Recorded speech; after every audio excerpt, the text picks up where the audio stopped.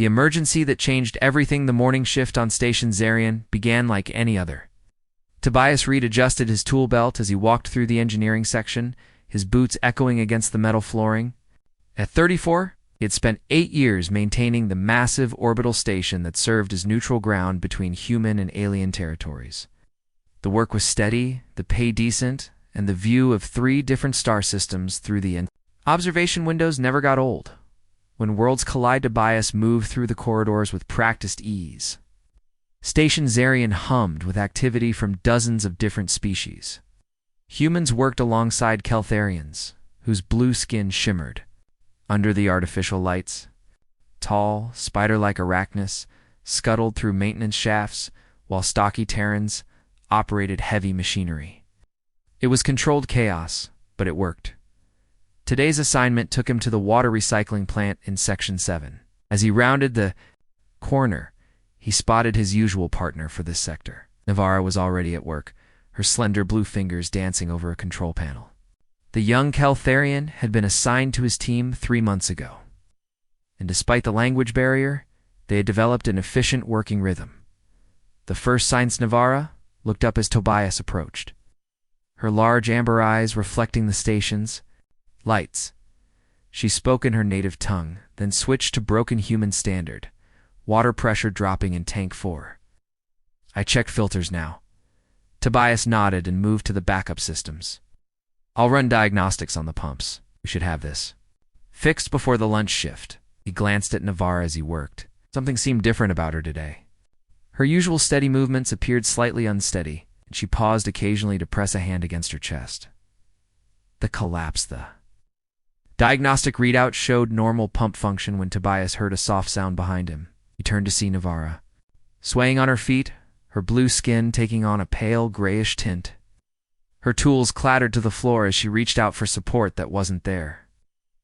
Tobias dropped his scanner and rushed forward, catching her just as her knees buckled. Her body felt surprisingly light in his arms, but her skin was cold and damp with sweat.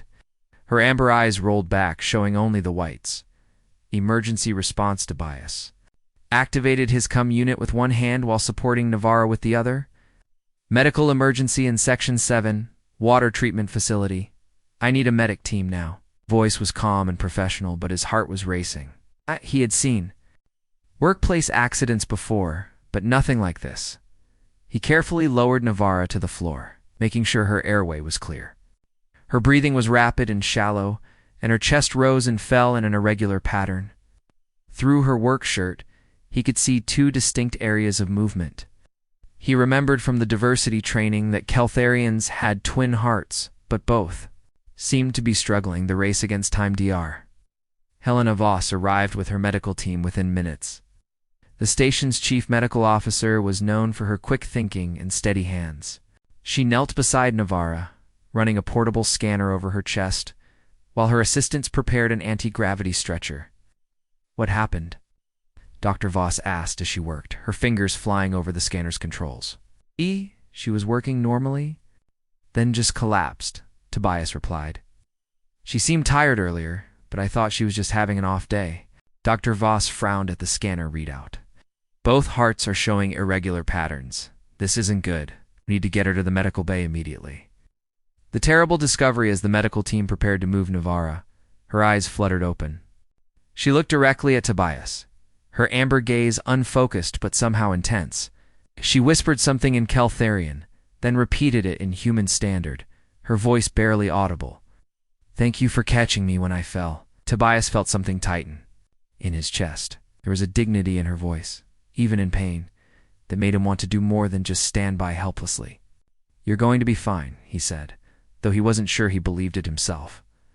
Dr. Voss caught his arm as they lifted Navarra onto the stretcher. I'll need you to come with us. You know her work routine better than anyone. That information might be crucial. As they rushed through the station corridors toward the medical facility, Tobias couldn't shake the feeling that this moment was about to change everything. He looked down at Navarra's pale blue face and made a silent promise.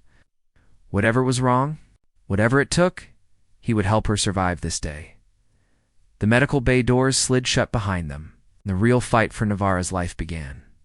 The grim diagnosis, the medical bay buzzed with controlled urgency as Dr. Helena Voss worked over Navarra's unconscious form. Advanced scanners hummed and beeped, painting holographic images of the young Keltharian's failing organs in the air above. The examination table. Tobias stood against the wall, still wearing his maintenance coveralls. Feeling out of place among the medical equipment, Captain Jorik Thorne entered the medical bay with heavy footsteps. The station commander was a tall, weathered man who had seen his share of crises. But his expression was grimmer than usual. "Doctor, what's the situation?" Dr. Voss looked up from her instruments, her face tight with concern.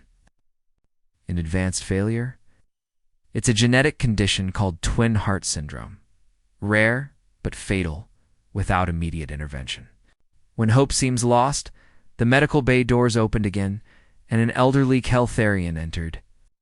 Healer Zenith moved with the slow dignity of age, his silver-marked blue skin showing the wisdom patterns of his people. He had served as the station's alien medical consultant for years, bridging the gap between human medicine and alien physiology. "I came as soon as I heard about young Navarra," Zenith said, his voice carrying the musical quality typical of his species. He approached the examination table and placed a gentle hand on Navarra's forehead. "This is the curse of our young ones, who work far from home." Captain Thorne crossed his arms. "What are our options, healer?" Zenith studied the scanner readings with experienced eyes. On our homeworld, she would receive twin hearts from a donor. But here on this station, there are only 12 Keltharians. None share her rare blood type. The startling discovery, Dar. Voss had been running compatibility tests on the station's genetic database. Suddenly, she stopped and stared at her screen. Her face went pale as she read the results twice, then a third time. "This can't be right," she whispered. Tobias stepped forward. "What is it, doctor? The genetic compatibility scan?" "I ran it against all species on the station just to be thorough. There's a match, but it's impossible." She turned the screen toward them. "The match is human." Widened in surprise. "That has never been recorded in our medical history." "Who?" Captain Thorne demanded. Dr. Voss looked directly at Tobias. "You." The weight of understanding. The silence in the medical bay was deafening. Tobias felt the blood drain from his face. As the implications sank in, what does that mean exactly? Dr. Voss took a deep breath. "Your genetic markers show an unprecedented compatibility with Keltharian physiology. Theoretically, a human heart could adapt to support their dual heart system. But Tobias, you need to understand what this means." "Tell me." "We would have to remove your heart to save her life. Procedure has never been attempted. The chances of success are unknown. And for you," she paused, unable to finish the sentence. "I would die," Tobias said quietly. The impossible decision, Captain Thorne stepped between them. "Absolutely not. I won't authorize a procedure that kills one person to possibly save another. There has to be another way." Healer Zenith moved to Navarra's side, his ancient hands trembling slightly. "The young ones of both our species should not have to face such choices, but time grows short. Her hearts are weakening with each passing hour." Tobias stared at Navarra's peaceful face. She looked even younger than her 23 years. He remembered her shy smile when she had first joined his work crew, how she had struggled to communicate in human standard, how she had shared her lunch with him when he had forgotten to bring his own. "What are the chances she'll survive with the transplant?" he asked. Dr. Voss consulted her instruments.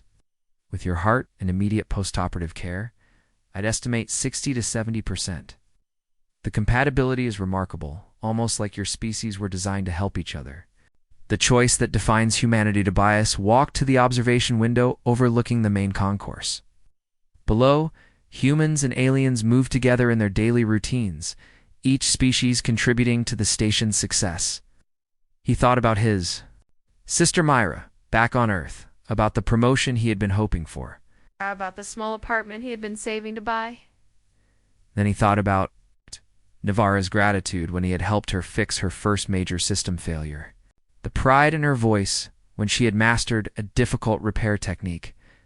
The way she hummed softly while she worked, a Keltharian melody that had grown familiar and comforting. He turned back to the group. "If I don't do this, She dies for certain. Yes, Dr. Voss confirmed. And if I do, she has a real chance. A good chance. Captain Thorne grabbed his arm. Reed, you don't have to make this decision right now. We can contact Earth, maybe find another solution. Tobias gently pulled free. How long does she have? Healer Zenith checked the monitors. Perhaps 6 hours before her hearts fail completely. The decision made Tobias looked at each person in the room, then back at Navera. He remembered something his father had told him years ago. The measure of a person isn't what they take from the world, but what they're willing to give. I need to make a call first, he said quietly. To my sister. She should know. Dr. Voss nodded, of course. Take all the time you need. No, Tobias shook his head. I've already decided I'm going to do it. Just want to say goodbye properly. The room fell silent again. Captain Thorne's shoulders sagged in defeat, while Healer Zenith bowed his head in what might have been respect or sorrow. Dr. Voss simply nodded, already beginning to mentally prepare for the most challenging surgery of her career, the ripple. Effect as Tobias left to make his call, Healer Zenith spoke softly to the others. In our culture, there is a belief about the sacred bond between life giver and life receiver. If this human truly gives his heart to save our young one, she will carry more than just his organ. She will carry his spirit, his memories, his unfinished dreams. Dr. Voss looked up from her preparations. What does that mean? It means, Zenith said solemnly, that Tobias Reed will not truly die today. And Navarra will not simply live. They will become something new, something unprecedented between our species. Outside, Tobias stood before the communication console, preparing to make the hardest call of his life. In a few hours, he would give everything to save someone he barely knew, and in doing so, he would spark a bond between two species that would change the galaxy forever. The hardest goodbye Tobias sat alone in the communication booth, staring at the blank screen before him. His hands trembled slightly as he entered the code for Earth. The connection would take several minutes to establish across the vast distance. Between Station Zarian and his home planet, he used the time to gather his thoughts, knowing this would be the last conversation he would ever have with his sister. The screen flickered to life, revealing Myra Reed's familiar face. At 31, she shared Tobias's dark hair and steady green eyes. She was in her small kitchen on Earth, probably preparing breakfast. The sight of her normal, peaceful morning made his chest tighten with emotion. Toby.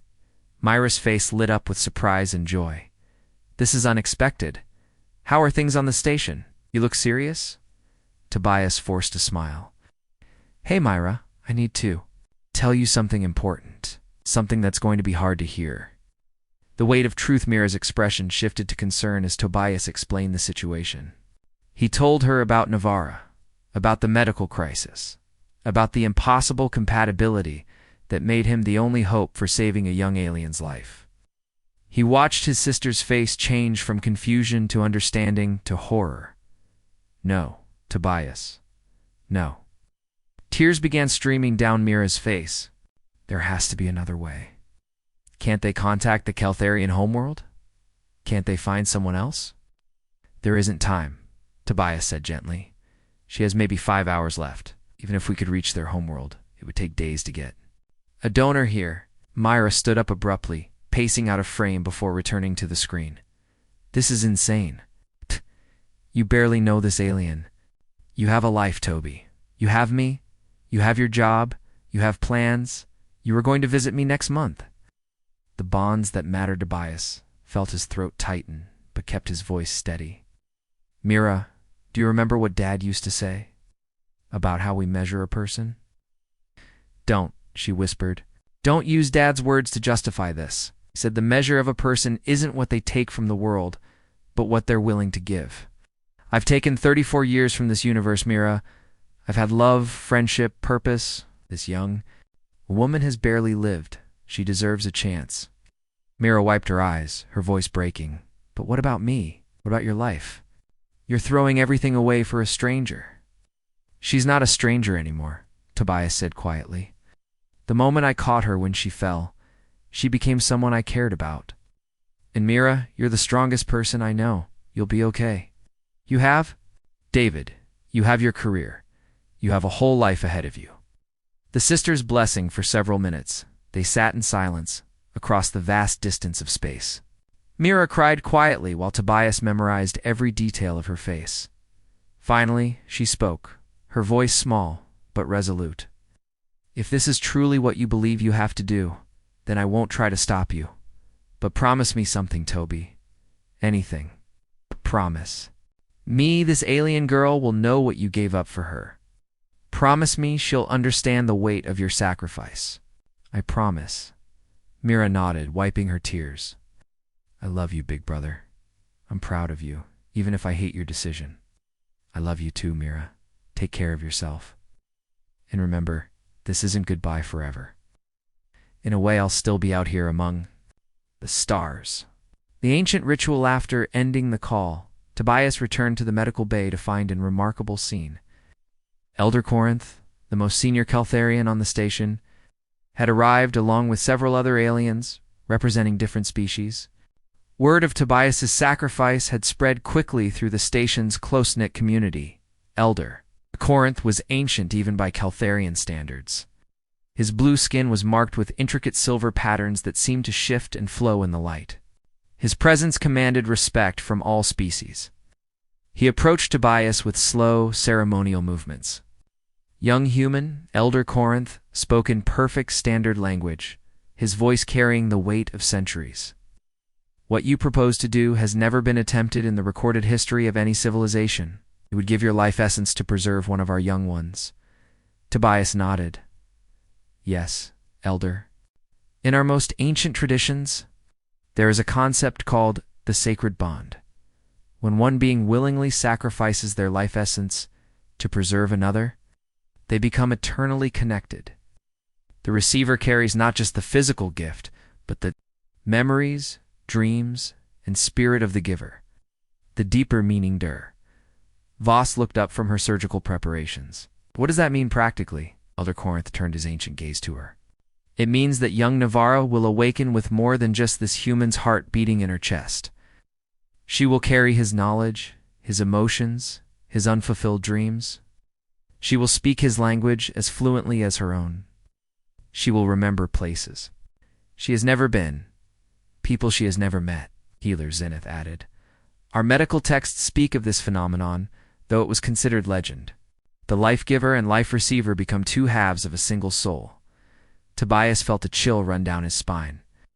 Are you saying I'll somehow live on through her? In a manner of speaking, yes, Elder Corinth confirmed. Your consciousness will merge. With hers at the moment of transition, she will become a bridge between our species, carrying the best of both human and Keltharian nature. The gathering Storm Captain Thorne had been listening to the exchange with growing amazement. This changes everything. If what you're saying is true, this isn't just a medical procedure. It's the birth of something entirely new. Other species representatives began murmuring among themselves. The implications were staggering. If the sacred bond was real, Navarra would become the first true hybrid consciousness in galactic history. A living symbol of cooperation between species. Tobias looked around the room at all the faces, human, Keltharian, and others, watching him with mixtures of awe, concern, and hope. I didn't plan for any of this, he said. I just saw someone who needed help. That, said Elder Corinth solemnly, is precisely why you are worthy of the sacred bond. True sacrifice comes from the heart, not from calculation. The final preparations, Dr. Voss approached Tobias with a medical tablet. Before we proceed, you need to understand the procedure completely. We'll perform the heart removal and transplant simultaneously. There will be a moment, perhaps several minutes, when both of you are in a state between life and death. That's when Elder Corinth believes the consciousness transfer will occur. What will it feel like? Tobias asked. We don't know, she admitted. No human has ever undergone anything like this. But based on Keltharian texts, you should experience a sense of expansion, of becoming more than yourself. Tobias nodded, feeling surprisingly calm. When do we start? 1 hour, Dr. Voss replied.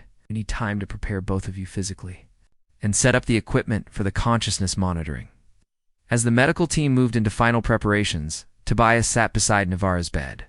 Her breathing was more labored now, her blue skin taking on an ashen quality. He took her small hand in his, noting how cold it had become. "I don't know if you can hear me," he whispered, "but I want you to know that this is my choice. When you wake up, don't carry guilt along with my heart. Live fully, dream boldly, and maybe find a way to make our species understand each other better." Her fingers seemed to tighten slightly around his, and for a moment her eyes fluttered open. She looked directly at him, her amber gaze clear despite her condition. "Why?" she whispered in human standard. Tobias smiled softly. "Because every life is precious. Because bridges are built one beam at a time. Because sometimes the greatest, the gift we can give, is ourselves." Navarra's eyes closed again, but a single tear rolled down her blue cheek. In that moment, Tobias knew that whatever happened next, whatever consciousness transfer or sacred bond awaited them, they were already connected. By something deeper than biology. The hour of transformation was about to begin. Between life and death, the sacred preparation, the surgical suite had been transformed into something between an operating theater and a ceremonial chamber. Dr. Kane Osworth, station's most skilled cardiovascular surgeon, worked alongside Dr. Voss to prepare the unprecedented dual operating setup. Two surgical tables were positioned side by side, surrounded by the most advanced medical equipment the station could provide.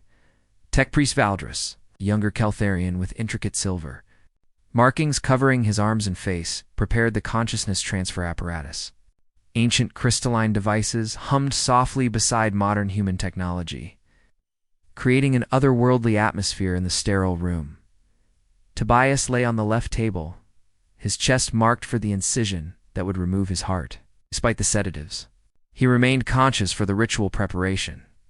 "How long has your people known about this consciousness transfer?" he asked Valdris. "For millennia," the tech priest replied, his voice carrying musical tones. "But it has always been legend. You were the first to attempt it across species barriers." The final moment of choice Dr. Swarth approached Tobias with the anesthesia mask. "Once I put this on, there's no going back. Are you absolutely certain about this decision?" Tobias looked across at Navarra, who had been prepared on the adjacent table. Her breathing was barely visible now, her life hanging by the thinnest thread. "I've never been more certain of anything in my life." Elder Corinth stepped forward, placing an ancient ceremonial crystal on Tobias's forehead. "Young human, your courage honors all our species. When the transfer begins, do not resist the experience. Allow your consciousness to flow freely." Captain Thorne stood at the observation window with other station personnel who had come to witness the historic procedure. Begin the recording. He ordered quietly, "Whatever happens here today, the galaxy needs to know. The dance of life and death, Dr. Osworth began with Tobias's procedure while Dr. Voss worked on Navarra simultaneously. The surgical team moved with practiced precision, but everyone in the room knew they were venturing into completely uncharted territory. Initiating cardiac bypass for the donor, Dr. Osworth announced. Heart rate stabilizing on external support. On the other table, Dr. Voss was preparing Navarra's chest cavity to receive the new heart. Recipient is stable. Both failing hearts are accessible for removal. Tech Priest Valdris monitored the consciousness transfer equipment, watching energy patterns that had never been recorded before. Neural activity in both subjects is increasing. The connection is beginning to form. The moment of transformation is. The surgeons worked. Something extraordinary began to happen. Tobias felt his consciousness expanding beyond the boundaries of his physical body. He could sense Navarra's presence, weak but determined. It's like a flickering candle in a vast darkness. At first, it was just awareness. Then, memories began to flow. Tobias saw glimpses of Navarra's childhood on the Keltharian homeworld Crystal. Cities that sang in the wind, twin suns setting over purple oceans, a family that had sacrificed to send their youngest daughter to work among the stars. Neural synchronization at 40%, Valdris reported, his voice filled with wonder. The legends are true. Their minds are connecting. The sharing of souls through the connection, Navarra experienced Tobias's memories in return. She saw Earth's blue skies, felt the warmth of his sister's laughter, understood his quiet satisfaction in fixing broken things and making them work again. She felt his loneliness in the vastness of space and his deep desire to build bridges between different peoples. Dr. Osworth's voice cut through the mystical experience. Heart extraction complete. Beginning preservation protocols. The moment Tobias's heart stopped beating in his chest, his consciousness surged fully into the connection with Navarra. He felt himself dissolving, but not disappearing. Instead, he was becoming part of something larger, something shared. Donor's brain activity is shifting to previously unknown patterns, Dr. Voss reported. It's like his consciousness is transferring. Through the neural pathways we established, emerging Navarra's awareness expanded to encompass both her own fading life and Tobias's strong, generous spirit. She felt his knowledge flowing into her mind, human languages, technical skills, the layout of Earth's cities she had never seen. More importantly, she felt his emotions, his love for his sister, his satisfaction in honest work, his hope for a future where different species could truly understand each other. Recipient's neural activity is stabilizing at unprecedented levels, Valdris announced. She's accepting the full consciousness transfer. Dr. Osworth worked with steady hands to transplant Tobias's heart into Navarra's chest. Beginning cardiac implantation. This heart will need to adapt to support her dual circulatory system. The critical moment for several minutes, both beings existed in a liminal space between life and death. Tobias's body showed minimal brain activity. While his consciousness lived within the connection, Navarra's body fought to accept the foreign heart while her mind expanded to accommodate their merged awareness. Heart function is adapting beautifully, Dr. Voss reported. It's almost like human and Keltharian physiology were designed to work together. Elder Corinth watched the monitors with ancient eyes. The sacred bond is completing itself. Two souls are becoming one shared consciousness. Through the connection, Tobias felt a moment of profound peace. His life's work bringing different peoples together was literally becoming reality. It was not dying. It was becoming part of something greater. The awakening gradually, brain activity began to consolidate in Navarra's body. The consciousness transfer was completing itself, creating something unprecedented in galactic history. Tobias's awareness settled into a new form of existence, sharing space with Navarra's original personality while maintaining his own identity. Vital signs are stabilizing, Dr. Osworth announced. The heart is beating strongly, and her brain activity is unlike anything we've ever recorded. Tech Priest Valdris studied his instruments with amazement. The neural patterns showed two distinct consciousness signatures functioning in perfect harmony. They are truly merged. Dr. Voss checked the final surgical connections. All systems are functioning. The procedure appears to be a complete success. The first breath of a new being as the anesthesia wore off. Navarra's eyes opened slowly. But the consciousness looking out through those amber eyes was no longer purely Keltharian. It was something new, something that had never existed before in the history of either species. She sat up carefully, feeling the strong, steady beat of Tobias's heart in her chest. When she spoke, her voice carried new confidence and clarity. "Remember everything," she said, in perfect human standard, then switched to flawless Keltharian. "I remember his life and mine. I am Navarra, but I am also Tobias. We are one being now." Captain Thorne stepped closer to the surgical table. "How do you feel?" She smiled, and it was somehow both her expression and Tobias's warmth. "I feel whole. Complete. I carry his dreams now, and he shares my future. I understand both our species in ways no one ever has before." The birth of something new. Elder Corinth approached the surgical table with ceremonial reverence. "The sacred bond is complete. You are the first of your kind, a bridge between worlds made flesh." Navarra looked down at her hands, flexing fingers that now held the muscle memory of countless human repairs alongside her own Keltharian technical knowledge. "I can feel his love for his sister, his pride in his work, his hope for the future. And he can feel my dreams, my family, my desire to explore the stars." Dr. Voss ran final medical scans, shaking her head in wonder. Medically, you're perfect. The heart has adapted completely to your physiology. But more than that, your brain activity suggests an intelligence quotient far beyond either species' normal range. To minds working as one, Navarra explained, her voice carrying both her musical Caltharian tones and Tobias's steady cadence. We complement each other's strengths and compensate for each other's weaknesses. As word spread through Station Zarian, representatives from dozens of species gathered outside the medical bay. The impossible had happened. A human had given his life to save an alien, and in doing so, had created the first truly hybrid consciousness in galactic history. The age of true interspecies cooperation was about to begin. And its first ambassador was a young Caltharian woman carrying the heart and soul of a brave human engineer. He knew Dawn 3 days after the unprecedented surgery. Navarra stood at the observation deck of Station Zarian, watching cargo ships dock and depart in the distance. Her reflection in the reinforced glass showed familiar blue skin and amber eyes. But the way she carried herself was different now. There was a quiet confidence that hadn't been there before, a sense of purpose that came from carrying 2 lifetimes of experience. She placed a hand over her chest, feeling the steady rhythm of Tobias's heart. Each beat carried not just blood through her veins, but memories, knowledge, and dreams that spanned 2 worlds. She could remember playing in crystal gardens on the Caltharian homeworld, and also recall the taste of Earth chocolate from Tobias's childhood. Both memories felt equally real, equally hers.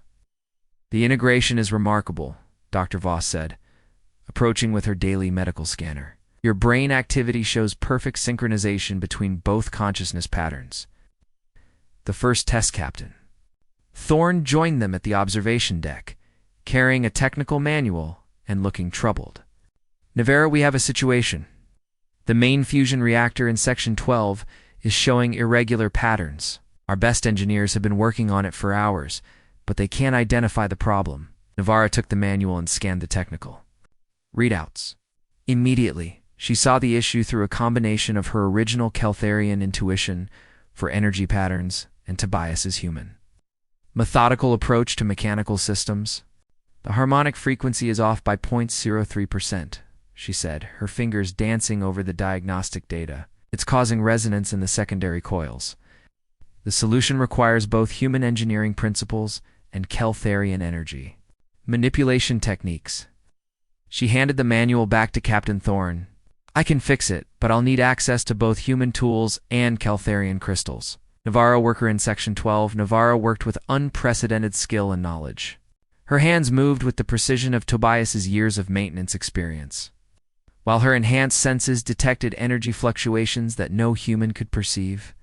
She integrated Caltharian crystal technology with human mechanical systems in ways that neither species had imagined possible. Frequency alignment complete, she announced as the reactor's hum returned to its normal steady tone. The system is now 18% more efficient than before. The human engineers stared in amazement, while the Caltharian technicians whispered among themselves in their musical language. Navarra had just accomplished something that should have required teams from both species working for weeks. Word of her achievement spread quickly through the station. Within hours, department heads from every section were requesting her consultation on problems that had plagued them for months. The bridge between worlds Elder Corinth found Navarra in the engineering section, teaching a mixed group of human and alien workers how to combine their different technological approaches. Her ability to think in multiple paradigms simultaneously was revolutionizing how the station operated. Young bridge builder, the elder said, using a new term that had begun circulating through the station. Your transformation is inspiring changes throughout our community. Navarra looked up from the lesson she was conducting. I can see solutions that neither species could find alone. Tobias's systematic thinking and my intuitive understanding complement each other perfectly. Every problem becomes an opportunity to find a better way. A young human engineer raised his hand. How do you manage having 2 sets of memories? Doesn't it get confusing? Not confusing, Navarra replied thoughtfully. That way might find enriching. I remember Tobias's love for his sister, and it helps me understand human family bonds. He experiences my connection to the crystal songs of my homeworld, and it gives him a new appreciation for beauty. We're more than the sum of our parts. At the call home that evening, Navarra made two important communications. First, she contacted the Caltharian homeworld to speak with her own family. When her parents appeared on the screen, their joy at seeing her alive was mixed with amazement at the change in her presence. "Daughter, you seem different," her mother said in their native tongue. "Stronger, but also ... more complex." "I carry the soul of the human who saved me," Navarra replied. "His name was Tobias Reed, and he was a good person. Through him, I understand humans now in ways no Caltharian ever has. I want to come home someday to share this knowledge with our people." Her father, a respected healer on their world, leaned forward with interest. "This sacred bond you describe could change everything between our species. When will you return?" "Not yet," Navarra said. "I have work to do here first. I'm learning to be a bridge between worlds." The sister's blessing. Second call was more difficult, but equally important. Navarra contacted Earth, reaching out to Mira Reed. When Tobias's sister appeared on the screen, her eyes immediately filled with tears. "You have his eyes," Mira whispered. "I mean, they're your eyes, but there's something of him there."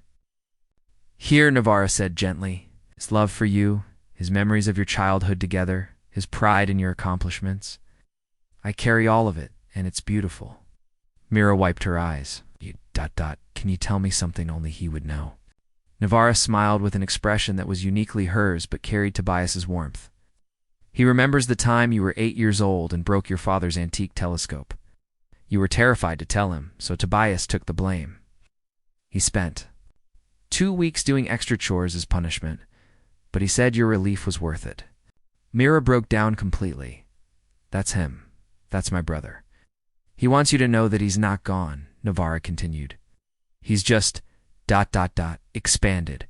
He's living among the stars like he always dreamed, and he's helping build the future he believed."